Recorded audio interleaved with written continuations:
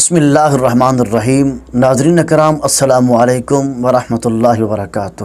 ہر سال 5 فروری کو کشمیر ڈے منایا جاتا ہے اور کشمیر کے حق میں ریلیاں نکالی جاتی ہیں اور یکجہتی کا اظہار کیا جاتا ہے، اور ان ریلیوں میں علماء بھی ہوتے ہیں، سیاسی بھی ہوتے ہیں، مذہبی بھی ہوتے ہیں،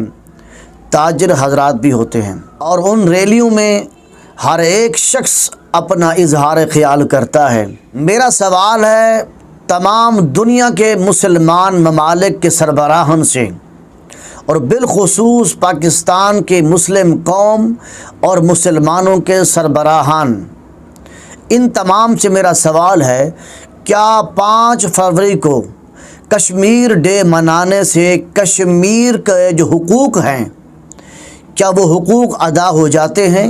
میں کہتا ہوں کہ 5 فروری کو کشمیر ڈے منانا جائز نہیں ہے، حرام ہے۔ اب لوگوں کے دماغ کے طوطے اڑ جائیں گے کہ یہ بات آپ نے کیسے کر دی کہ کشمیر ڈے منانا حرام ہے۔ میرے بھائیو، اسلام نے ہمیں ہر ایک چیز کا ایک اصول دیا ہے، ایک قاعدہ دیا ہے۔ اسلام نے ہمیں جو قاعدہ قانون اصول دیا ہے وہ اصول کیا ہے؟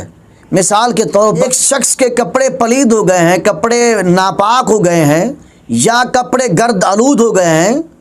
تو ان کپڑوں کو صاف کرنے کا جو طریقہ ہمیں اسلام نے دیا ہے وہ ہے ان کپڑوں کو کپڑوں کو دھو کر تم صاف کر کے پہنو۔ اسی طرح ایک بندے کو بھوک لگی ہو تو اسلام نے کہا ہے کہ تم بھوک لگی تو تم کھانا کھا لو۔ اسی طرح ایک شخص کو پیاس لگی ہو تو اللہ نے فرمایا تم پانی پی لو، تمہاری پیاس بجھ جائے گی۔ اسی طرح اگر کوئی شخص بیمار ہو جاتا ہے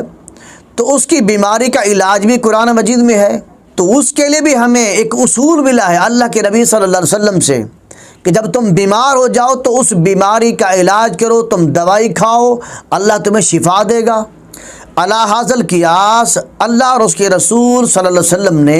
ہمیں زندگی گزارنے کے اصول عطا فرمائے ہیں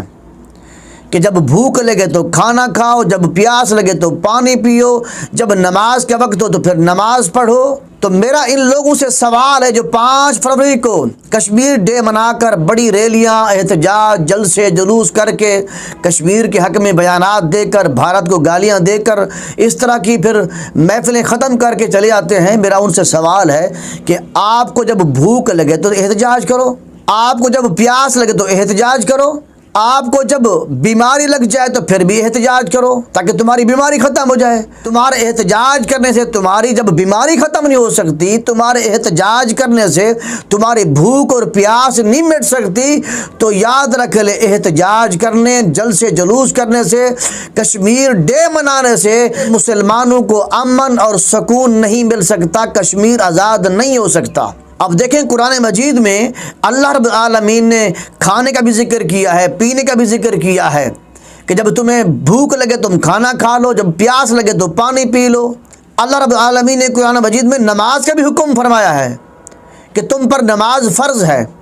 روزہ کا بھی حکم فرمایا کہ تم پر روزے فرض ہیں۔ بالکل اسی طرح اللہ رب العالمین نے قرآن مجید میں ایک مسلمان کو ایک قاعدہ، ایک اصول دیا ہے کہ جب تم پر کوئی ظالم ظلم کرنے لگے تو پھر تم کیا کرو، تم اس کے ساتھ کیسا برتاؤ کرو تاکہ وہ تم پر ظلم کرنا چھوڑ دے۔ وہ قاعدہ کیا ہے؟ بسم اللہ الرحمن الرحیم، کتب علیکم القتال، تم پر جہاد فرض کر دیا گیا ہے۔ تو کشمیر کو آزاد کرانے کے لیے تقریروں کی ضرورت نہیں ہے، یہاں پر تلوار اٹھاؤ، بندوق اٹھاؤ، پھر کشمیر آزاد ہوگا، پھر کشمیر کی مظلوم ماؤں کو سکون ملے گا، پھر کشمیر کی بہن کو عزت ملے گی، پھر کشمیر کی بیٹی کو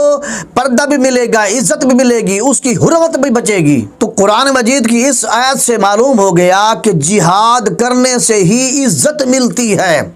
جہاد کرنے سے ہی دشمن پر فتح ملتی ہے، جہاد نہ کرنے سے صرف شور شرابہ کرنا، احتجاج کرنا، ریلیاں نکالنا، اس سے عزت نہیں ملتی، اس سے بے عزتی ہوتی ہے۔